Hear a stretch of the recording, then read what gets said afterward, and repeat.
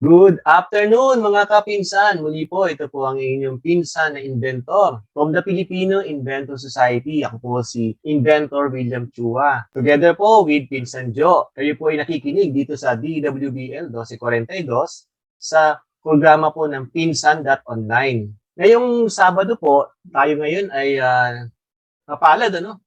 Meron din po ulit tayo ngayon na special guest wherein ang kanyang product po talaga o kanyang na-invento ay napapanahon, no? Ito yung kailangan natin magamit at talaga naman po pag i-describe niyo ito, sasabihin ninyo, kayang-kaya pala ng mga Pilipino.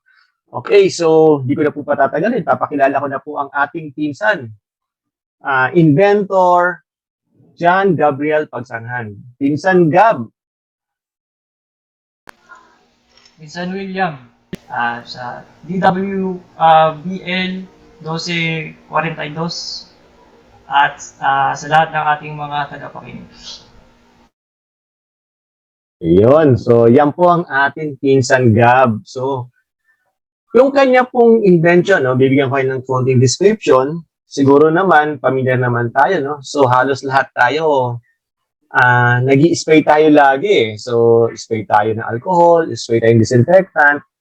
Ngayon, merong naisip ng ating pinsan. So, talaga naman futuristic tayo. Talagang eto ay pang volume, no? Pang maramihan tao. Pinsan Gab, pwede mo ba kami bigyan ng konting description? Ano yung nag-trigger sa'yo para maisip mo itong invention na to?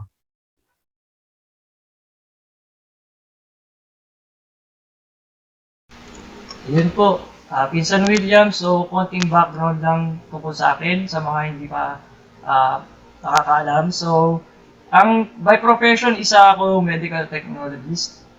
So, pero nag-aaral din ako na kumbaga profession ko yun. Pero ang aking interest talaga ay sa science in general.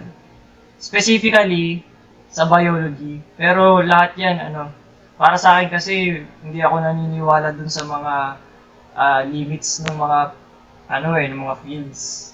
Lahat yan connected to each other. So lahat yan pinag-aaralan ko. Since bata pa ako, mahilig na ako magbasa, mahilig na ako mag-observe mga inatis, ng mga bagay-bagay. So, nung panahon nung bago pa itong pandemic nangyari, which is around year 2019, yung huling buwan ng 2019, December, nagkaroon ng mga rumors tungkol sa isang viral outbreak sa syudad ng Wuhan sa China. So, nung panahon na yun, narinig namin yung rumors. Nung time na yun, hindi pa siya identified as coronavirus. Kumbaga, pneumonia outbreak pa lang siya. Naiilang tao pa lang ang involved. Usually, mga sila, mga nasa less than 100. Nalimutan ko yung specific number, pero mga 59 ata or something like that. Balas 2 digits lang yung infected nung time na yun. Ngayon, eventually, na-identify siya as a coronavirus. Tinawag nga nila itong NCOV, novel coronavirus, meaning isang bagong uri ng coronavirus. And then, it was declared as an outbreak talaga na epidemic mga bandang January. So, nung panahon na yun, December pa lang, so, nag-isip na ako kasi alam ko na as a medtech, kumbaga pinag-aaralan namin yung epidemiology na tinatawag. Sa epidemiology, yung malalaman mo kung paano yung takbo ng mga paglabas ng mga outbreak kahit anong klaseng mikrobyo pa yan na pinagmulan. Malalaman mo with data, with patterns, kaya mong ma-predict yung future. Almost to the letter kasi gaya ng mga nangyayari ngayon, di ba? For example, yung sa UP Okta natin. Lahat ng calculation nila, una parang ang dami, hindi naniniwala. Pero in the end, yung calculation nila, yun yung nangyari. Ang point nun, ibig sabihin, hindi siya, ang mga bagay nito, itong mga outbreak na ito, hindi siya totally random. Kumbaga, when you know the data, you can have an idea about the future.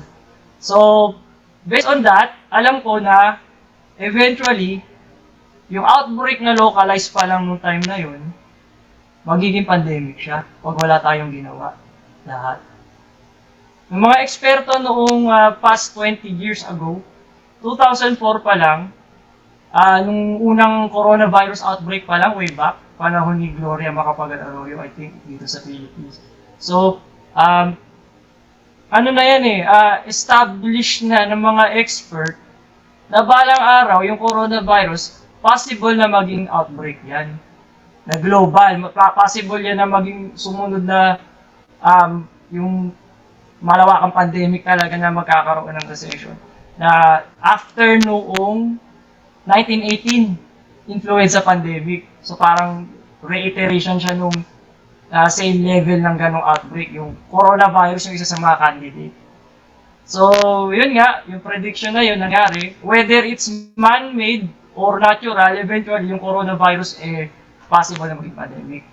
So, nag-aral ako based on my mental library nga, ika nga, bumuo na ako ng schematics noong tawag dito, nung meron akong naisip na isang apparatus na possible na posible na makatulong para sana kasi ang iniiwasan ko nung panahon na yun ay yung bang tipong pumasok sa bansa yung coronavirus, yung COVID. Pumasok siya sa bansa. So paano may iwasan yun? Paano may iwasan natin na pumasok siya sa bansa? So border control. Border control na sa mga incoming flights or incoming traffic ng mga tao na nanggaling sa Wuhan. Hindi na sa Wuhan, pati yung kasi kumalat na rin siya sa yung Wuhan kasi yung city na yan is an economic hub. Kumbaga, center yan ng economy, maraming outgoing at incoming traffic na nagaganap dyan sa Wuhan. Maganda, milyon-milyon tao pumapasok lumalabas. Kaya talagang yan yung naging explosion nung isang outbreak. Talagang malawak yung reach niya. So, nung January pa lang, gumawa na ng schematics. Tapos, nakompleto na siya. Nagsulat na ako ng patent. Nag-research ako, nag-aral ako. Within a month and a half. Tapos, mga bandang mid-February, I applied for an IPO Philippines invention patent. Which is itong ang aparatus na ito na gumagamit ng artificial na emission ng ultraviolet light pero hindi ito ordinaryong ultraviolet light sapagkat yung ordinaryong ultraviolet light ay kayang kumbaga pag tinamaan ng tao ng ultraviolet light there will be damage, there will be skin damage which can either be a sunburn kind of skin damage or if chronic or yung exposure ay talagang matagalan, can lead to melanoma, skin cancer. So, pero itong uri ng ultraviolet na ito, hindi siya harmful sa balat at mata ng tao. Ayun pa pala, sa mata rin harmful yung ultraviolet, in addition to skin. So, hindi siya harmful sa tao, subalit kaya niya makapatay ng mikrobyo. Pero hindi ito nakikita naturally dito sa Earth. Kasi nga, hindi umaabot yung ganitong klaseng wavelength ng ultraviolet sa dito. Kasi it's blocked by the ozone layer. Pero galing lahat yun sa araw. Ngayon, pag ang ginagawa nitong device na to, which is ang pangalan is FUV, Walk-Through Human Disinfection Tunnel. So, ang ginagawa nito, meron tayong mga emitters. Ibig sabihin, it emits the FUV, far UV, far ultraviolet ang tawag dito. Yung ginagawa ng araw na hindi umaabot dito sa Earth kasi nasa outer space lang siya, we produce it artificially. And then, we use it for human disinfection without harm. So, yun yung background ng aking invention. Talaga naman, timing na timing, di ba? So, wala pa dito sa Pilipinas ang COVID-19, Pero kung tutusin kasi lahat naman po talaga ng mga viruses na lumalabas. Kasi yung COVID kasi ang ibig sabihin nun is bago. So, yung paggamit po ng pangalang COVID, hindi naman po ito ngayon na ginamit, matagal na rin ginagamit.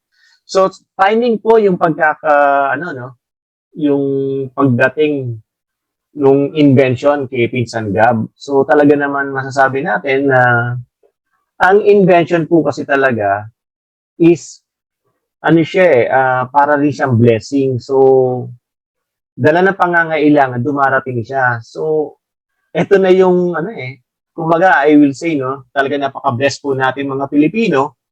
Kasi, hindi pa dumarating sa Pilipinas yung COVID, meron na po tayong Filipino inventor na na-receive na po niya or na-foresee niya, ito, magagamit to or meron tong opportunity. Muli po, kayo po ay nakikinig dito sa DWBL 1242 sa programa po ng Pinsan.online. I-like and share po natin ito pong ating episode upang atin naman pong maikalat po or ma-share po natin yung knowledge na atin po pinag-uusapan ngayon. At ito po ay live streaming sa DWBL 1242. At ito rin po ay inyo rin po makikita sa Facebook po ng Filipino Inventor Society at sa website po ng pinsan.online. Pinsan Gab, matanong ko na rin pala, no? Ikaw pa ba ay nag-aaral or graduate na? Graduate na ako. Yun. Medical Technologies by profession. Ayun, saan school ka nag-graduate para masabi mo yun yung... Our Lady of Fatima University. Ayun, so very proud yung kanyang school, biruin nyo, no? And talaga naman na yung knowledge na natutunan po ng ating Pinsan Gab sa school ay na-apply po niya at nakakatulong po sa mas maraming Pilipino. Ngayon, Pinsan Gab, baka pwede mo na kaming i-introduce na dyan sa patent na nagawa mo at yung, alam ko, meron ka na rin progress dito, no? Baka pwede mo na kaming bigyan ng i-describe mo na sa amin ano ba yung nagawa or na prototype mo. Okay, so Pinsan William, nung panahon na yon February nakapag-apply ng application para doon sa IPO Philippines, invention patent po ito nung apparatus nung disinfection tunnel. After that, syempre, next step, yung pagbuo ng mismong unit or yung tinatawag na working unit or prototype. Ngayon, marami kaming nilapitan dito para sana sa proyekto na ito. Talagang nagmamadali ako noon kasi nagsulat agad ako ng mga proposal.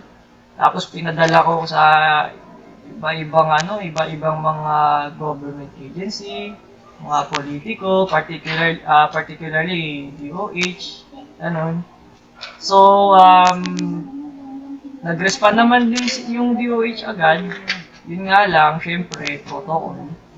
Kailangan, ang response nila, yung merong parang sanga yung DOH, na ang ginagawa nila ay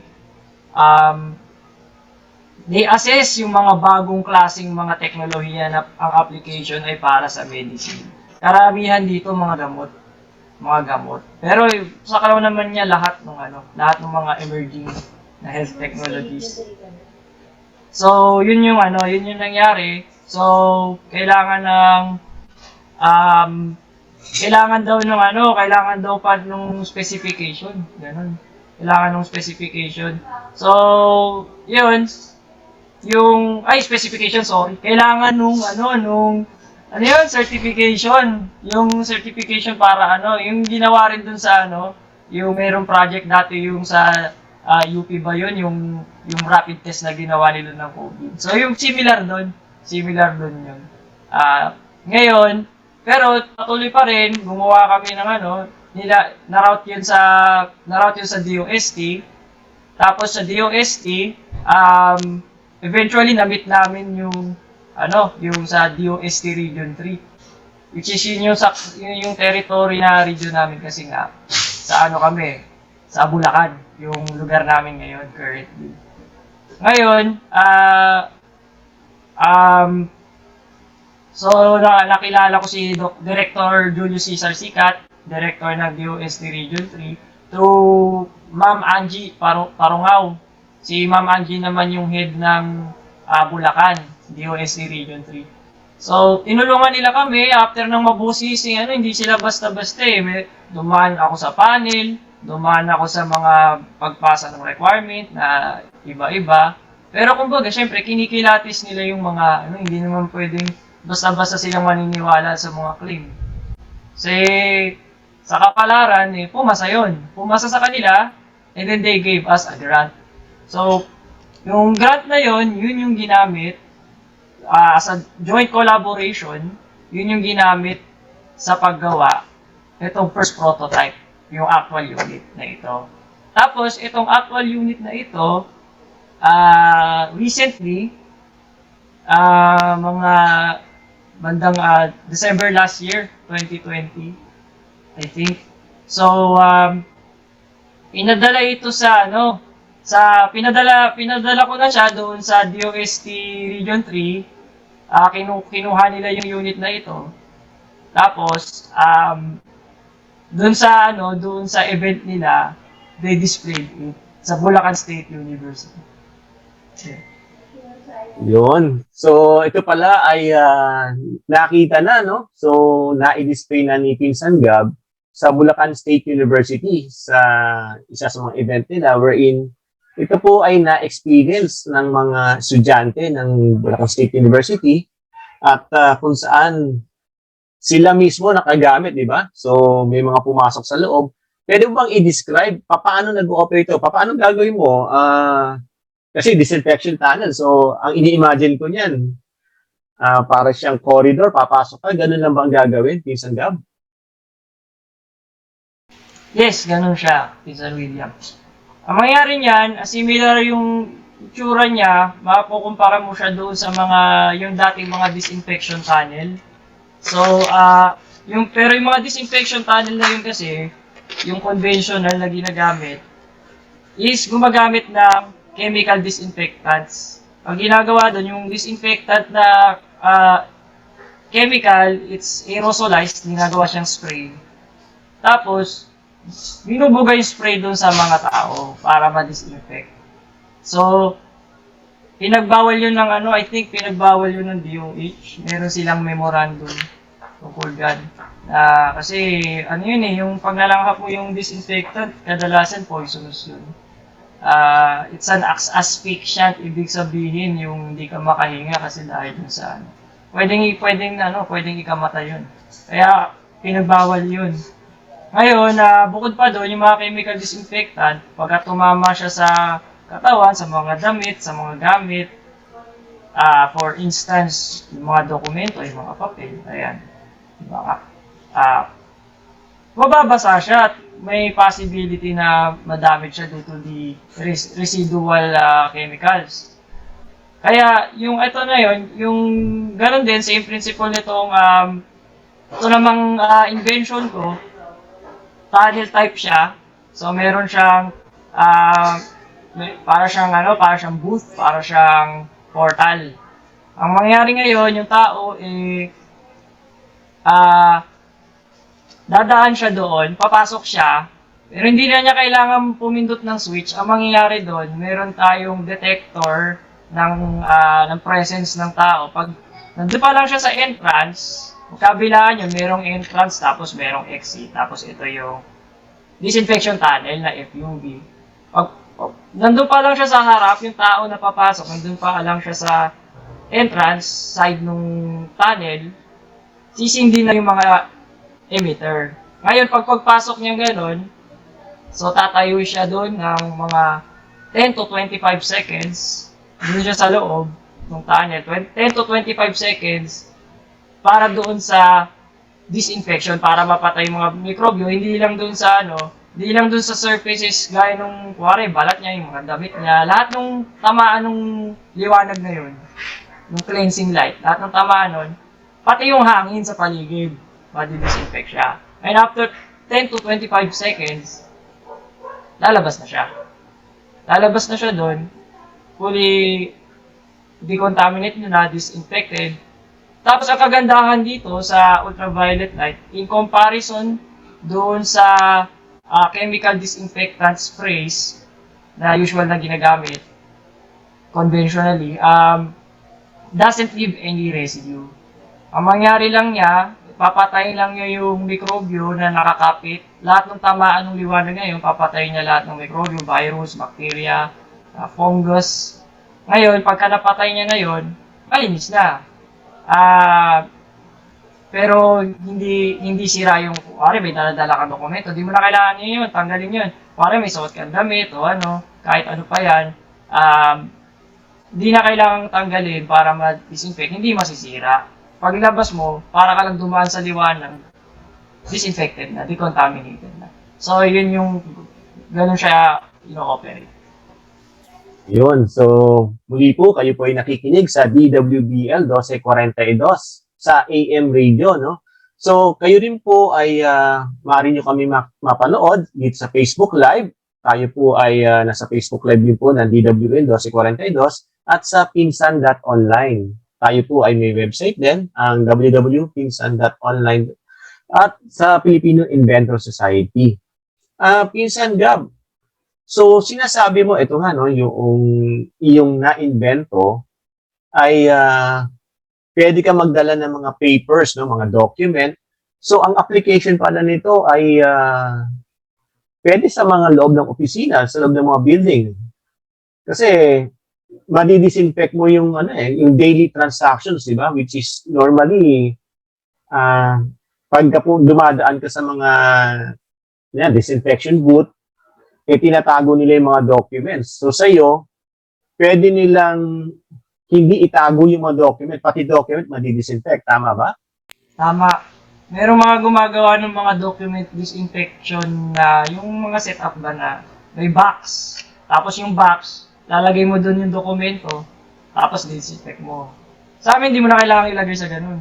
Kasi, pagdaan mo pa lang, pagka natapat mo na yung dokumento, kahit buhat-buhat mo, kahit kasama ka, okay lang. Kasi kaya ginagawa yung gano'n na nasa box, kasi nga harmful yung ultraviolet sa mata at saka sa katawan, sa balat.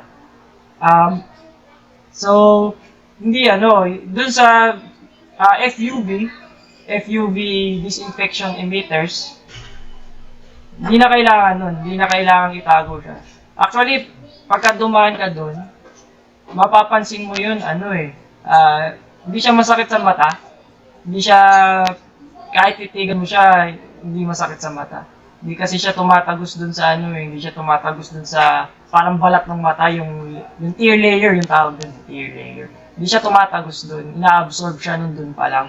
Yung ordinaryong UV, pag nakita mo, kasi nauso rin bigla yung mga nauso rin bigla yung mga dito sa Pilipinas, nauso yung mga LED na UV, tapos kanya-kanyang gawa ng mga disinfectant. Feeling ko, parang sa akin din ang galing yung craze na yun nung time na yun, kasi January pa lang, nagsiseminar na ako tungkol doon, inakalat ko na for awareness yung invention ko, para nga makakuha ng support. Sana, ang point sana nun nga ay, ma-prevent yung ma-prevent yung pagpasok ng pandemic. Kasi yung tunnel, ilalagay siya sa mga border, sa border control, kunwari mga airport, ganyan yung mga point of entry for transport, airport, seaports, lahat ng mga merong high traffic, yung mga incoming na mga pasahero, ma-disinfect. Bukod pa pala doon, may integrated tayo na dito sa invention na ito. May integrated na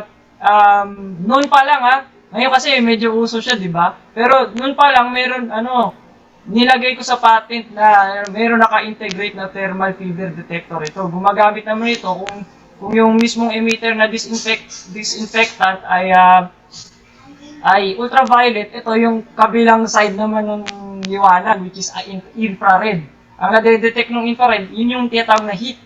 So, dito, hindi mo na kailangan, nung time na yun, wala pa yung mga yun, hindi pa uso siya, yung laganap So, yung normal na thermometer pa yung kailangan mong gamitin para yung either ilalagay sa kilikili, gano'n, o isasaksak. Hindi pa kasi uso ngayon uso na siya, pero dati nung time na ginagawa ko yung patent, sinusulat ko, hindi pa uso yun. Pero in-integrate ko na dun sa system. Ngayon, yung buong tunnel na yun, yung setup dun sa yung modelo nun sa airport, mga 15 feet siya na haba. nung tunnel. Mas mataas yun, kasi airport eh. So, we accommodate yung mga heights na 7 feet and above eh. Wala naman sigurong 8 feet na tao ngayon, pero yun nga, yung mga 7 feet above. Ang point, malaki siya. For ano siya, medyo heavy duty siya. Tapos meron siyang conveyor belt. Pero yung conveyor belt na yun, sa ilalim, sa sahig niya, hindi siya yung buo na conveyor belt. Ang nilagay ko sa patent, mesh type conveyor belt siya. Ibig sabihin yung parang chicken wire na gano'n naka-intersect together. Kasi bakit? Merong mga emitters din sa ilalim yun.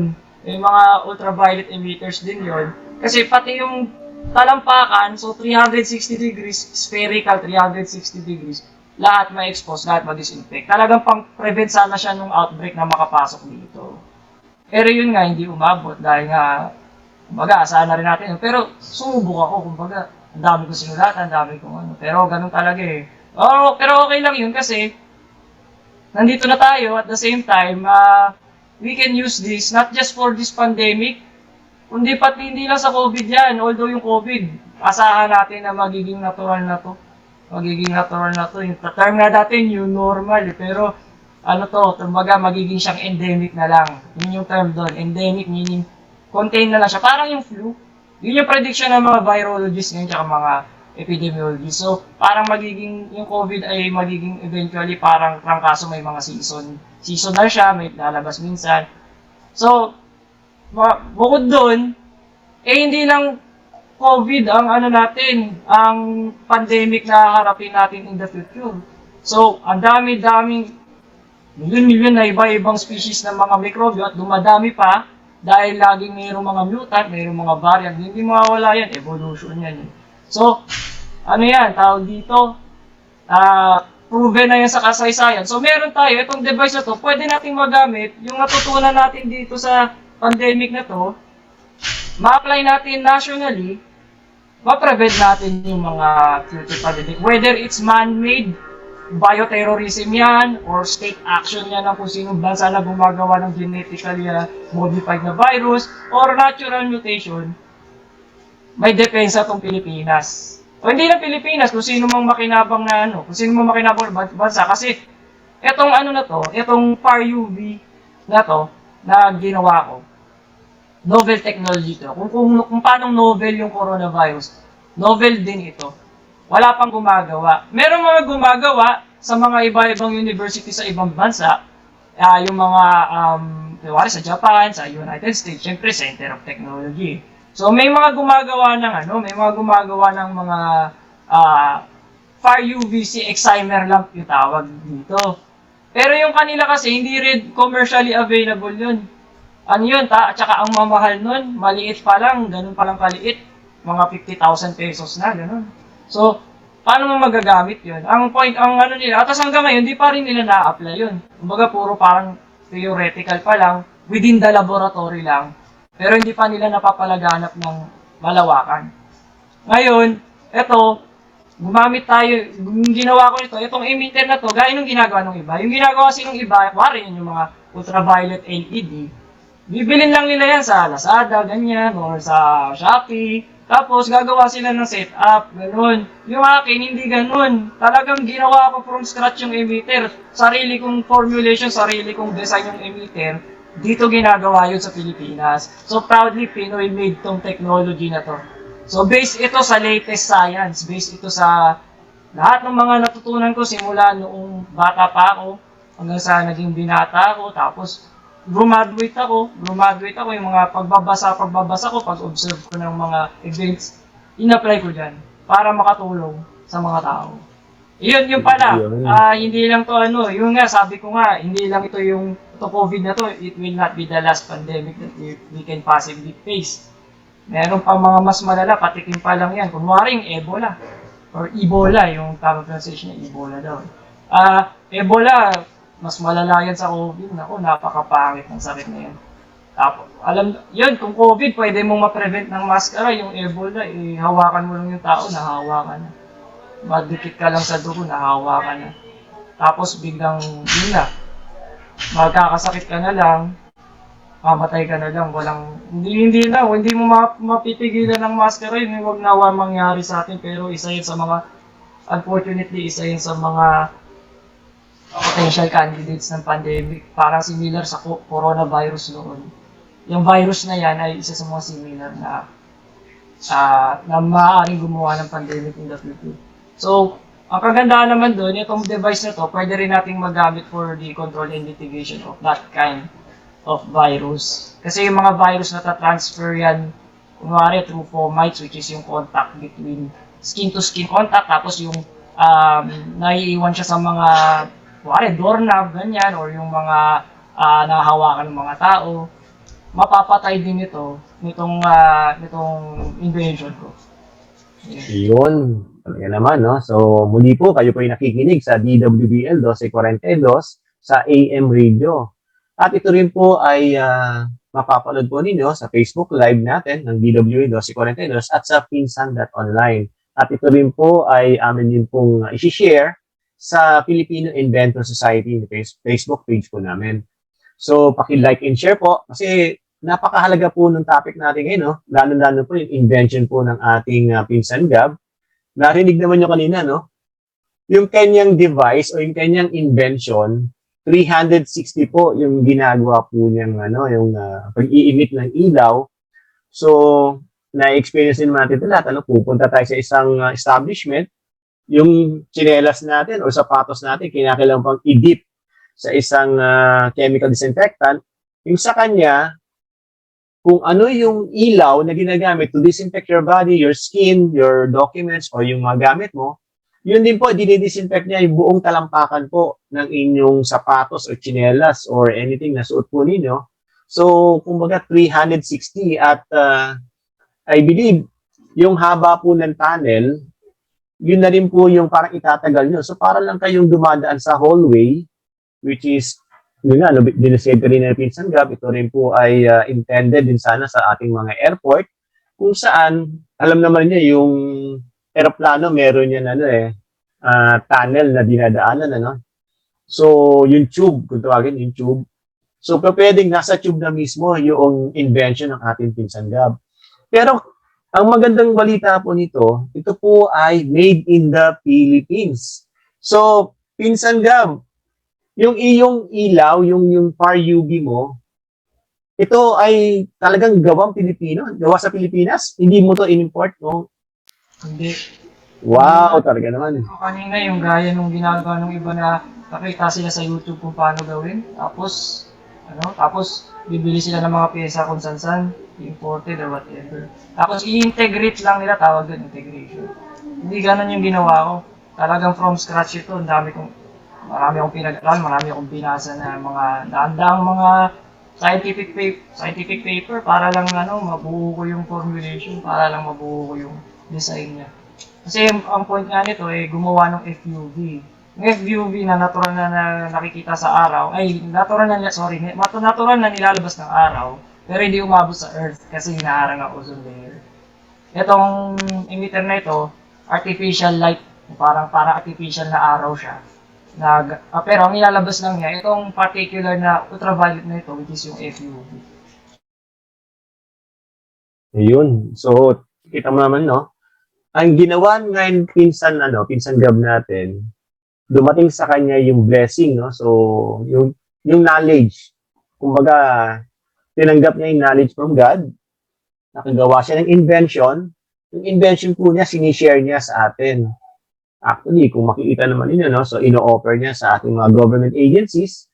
At siguro, by time, I believe naman, na yung mga government agencies naman natin dito, ay darating din yung panahon na hindi na sila maniniwala masyado sa mga imported at tatangkilikin po ang sariling likha ng mga Pilipino. Kasi technically, pare-pareho lang naman kami eh. Ang pinagkaiba lang naman ng mga iba, yung birth certificate nila, foreigner. Kami, birth certificate namin, Pilipino kami. So, sana nga po dumating tayo sa punto na mas mataas po ang tiwala sa mga kapwa natin Pilipino, lalo na po ang mga produkto po na ating pong nililikha, ito po ay nagki-create ng jobs sa mga kapwa natin Pilipino. So, ang binibigyan po natin ng opportunity ay kapwa natin Pilipino kung saan ang kanyang pamilya ngayon po ay meron pong kakainin, no, di ba? So may hanap buhay sila. So iwasan na rin po natin yung pagpapadala po ng ating mga, sabihin na natin, mga professionals abroad to work as an OFW. Kung pwede naman dito pala sa Pilipinas ay kumikita na tayo ng marangal or sapat para sa ating pamilya, yung mga technology na to pwede na po natin dito pagkakitaan eh. So, yun din naman po ang nangyayari eh. Yung technology ng ibang bansa na inimbento nila, binibili po natin as imported product. So, ang kumikita po is mga foreigner. So, dito, meron naman tayo rito kapwa Pilipino,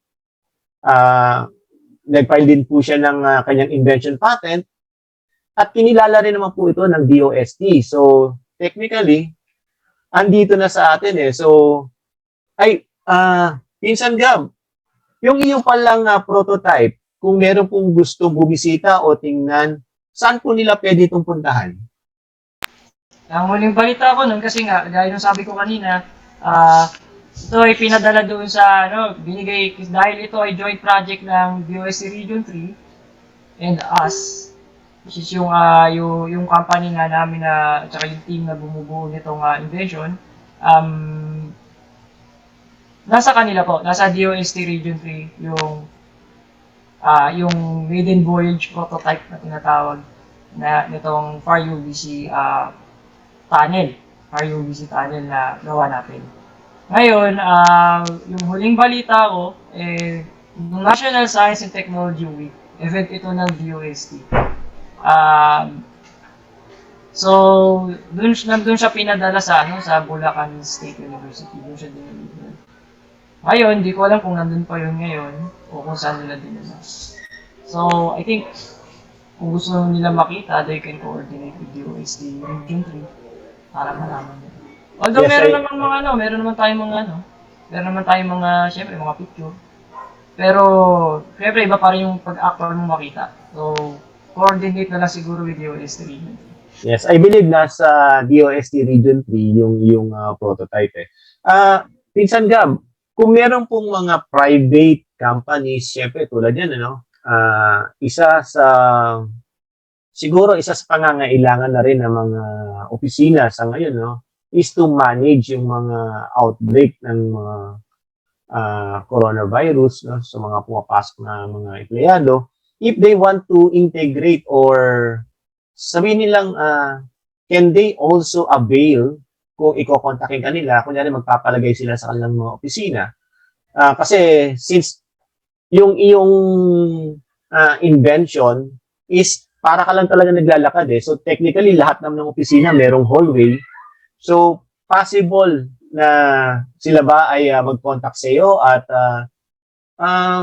siguro sabihin natin na magpapagawa or magpapa-install sa kanilang mga opisina. Yes, pwede po. Yung dahil tayo naman yung gumagawa ng emitter, we can scale down o scale up yung can be scaled down, can be scaled up yung mga models natin.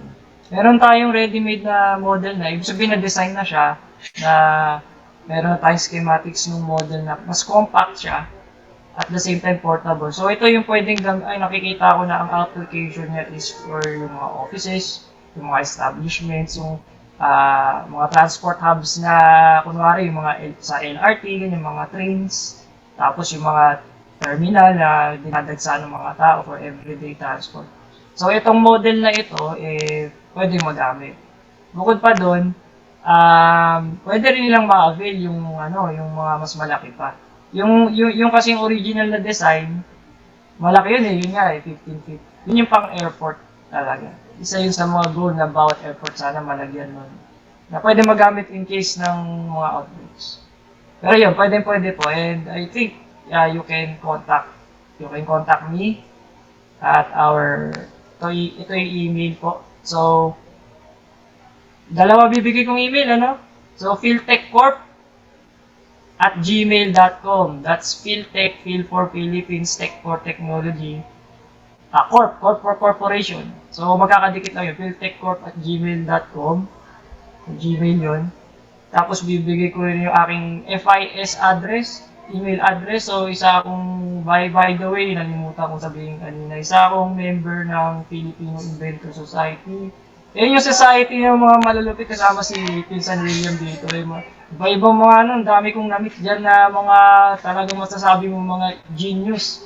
Yung iba sa kanila, parang hidden genius na akala mo ganun-ganun lang. Yung pala, ang dami pa ng ano. So, yan yun. Member po ako noon nung nagawa ko po yung ano, itong aking debut na patent nitong FUV tunnel. Ito po yun, ito yung aking naging entry point para makapasok ako sa Filipino Inventor Society. So, ito po yung ano, by the way, member din ako nung ano, na-assign din ako na co-chairman ng Philippine Inventor Society Research and Development Division. So ito yung bago lang ito, bagong established na division within the Filipino Inventor Society na ginawa ni founded by President Ronald Pagsangan, yung current president ng FIS, which is by the way he's my dad, kaya pareho kami na pinuno.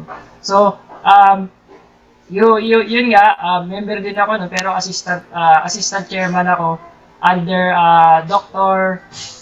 Richard Dixon Gomez doon sa subcommittee ng medical research.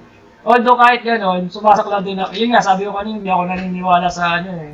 Kumbaga napili ko lang itong profession na to as yung napili kong profession, pero yung aking sinasaklaw, hindi ako limited dun sa medical. Kung kaya kong saklawin yung ibang mga aspeto ng science, sinasaklaw ko rin yun. So ito yung email address ko sa FIS. So Gabriel Pagsanghan. Pagsanghan siya para Pagsanhan Falls ang spelling. Pero instead na NJ yung banda dulo, Sanghan siya, Tagalog spelling siya, so GH. Pagsanghan. So Gabriel Pagsanghan, magkakadikit yun. Gabriel Pagsanghan at fis.com.ph. Meron po na talagang gusto pong makontak ang ating Pinsan Gab, maaari niyo pong i-message sa pinsan.online o sa Filipino Inventor Society. So, lahat naman po yan, ikinikater po natin. At lahat po naman ay tulad nga po ng ating yung programa po natin, binibigyan po natin ng equal opportunity po, lalo-lalo na yung ating mga Filipino inventors. So, yung mga Filipino inventors natin, ang ating pong talagang goal or ang ating ginagawa is to promote po na maging industrialized ang Pilipinas. Kasi pagka naging industrialized country tayo, mas marami tayong makikreate na jobs para sa mga kapwa Pilipino po natin.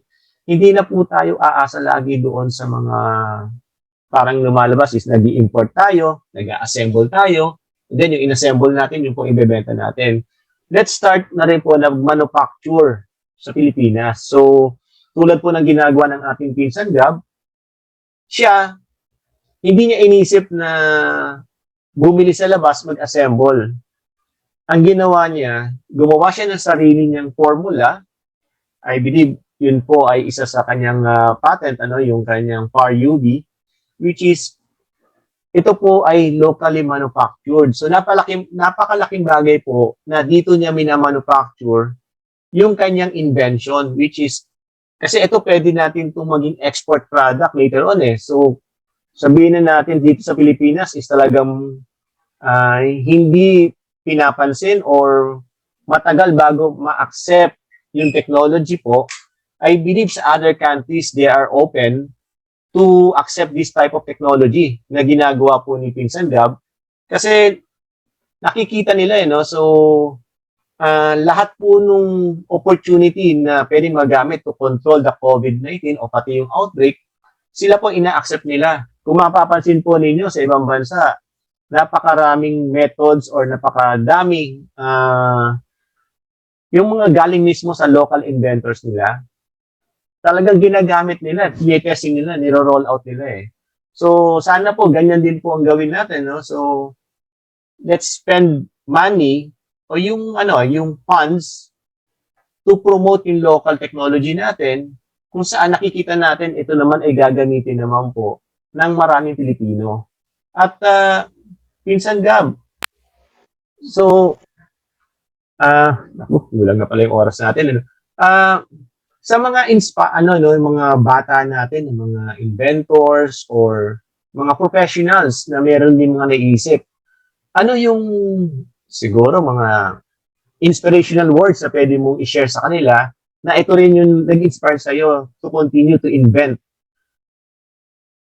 Ako kasi parang natural lang na ano na gusto ko siya. Parang masasabi ko siguro sa mga yung mga bata na meron silang interest sa mga bagay, sa kung anumang aspeto yan, especially technology, science. Huwag kayong malimit, kumbaga huwag mong ilimit yung sarili nyo. Lahat ng bagay nagsisimula sa maliit. Lahat ng malaking bagay galing sa maliit. Lahat ng gubat nagsisimula sa mga maliliit na binhi, di ba? Tinatawag. So, pagpatuloy nyo lang yan, be passionate about it. Eventually, ipunin nyo lang yung mental libraries nyo, makakita kayo ng application. Kahit akala mo minsan pangit yung nangyayari sa buhay mo, o pangit yung nangyayari sa buhay ng mga tao, may matututunan ka dyan. Kasi matututunan mo dyan, kung hindi mo man ma-apply sa buhay mo, ma-apply mo para makatulong sa iba. Yun. Yun yung masasabi ko. Ayun, maraming salamat, Pinsan Gab, no? So, muli po, ito yung aking, paborito ko tong motto, no? Na ang Filipino inventor po ay ang buhay na kayamanan ng bansang Pilipinas. So, yung mga invention po kasi, ito ay pwedeng magbigay po o magpasok po ng monetary sa bansang Pilipinas sa pamamagitan po ng industrialization at licensing. So, hindi lamang po yung inventor ang kumikita rito, pati po ang ating pamahalaan at pati na rin po yung mga kapwa natin Pilipino na nabibigyan po ng hanapbuhay. So, muli po tayo po ay nagpapasalamat kay Pinsan Gab at kay Pinsan Jo. At ito po ang DWBL 1242 sa AM Radio sa programa po ng Pinsan.online. Muli po, abangan niyo po kami sa susunod pa pong Sabado kung saan meron po tayong mga additional topics na pag-uusapan at yung mga talaga namang napapanahon at masasabi natin nakakataba ng puso kasi Pilipino, pwede talagang lumaban sa mundo at ito po ang patunay. So, Pinsan Gab, thank you very much. Pinsan Jo, thank you. Thank you, Pinsan William and Pinsan Jo. Salamat sa accommodation sa akin for tonight. Or for this afternoon. Thank you rin sa mga tagapakinig. Ingat po kayo lahat. Yun. Maraming salamat po.